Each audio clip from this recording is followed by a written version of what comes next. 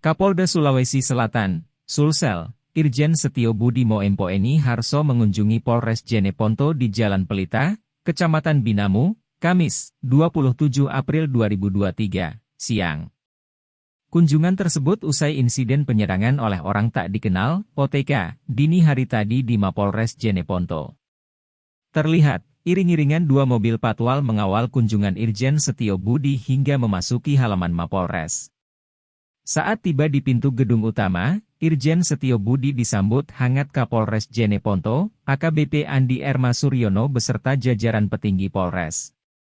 Terlihat pula, Bupati Jeneponto Iksan Iskandar mendampingi AKBP Andi Erma Suryono. Irjen Setio Budi meminta agar Polres Jeneponto tidak melakukan tindakan reaktif.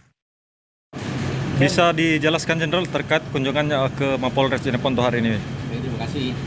Hari ini berkunjung ke Polres Jeneponto ya, terkait dengan kejadian malam ya, kejadian penyerangan dan pengerusakan Mapolres.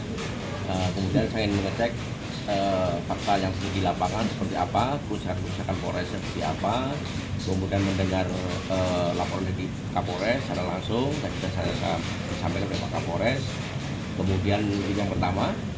Kemudian yang kedua, memberikan motivasi, mengumpulkan para perwira sama anggota Polres di aula tadi.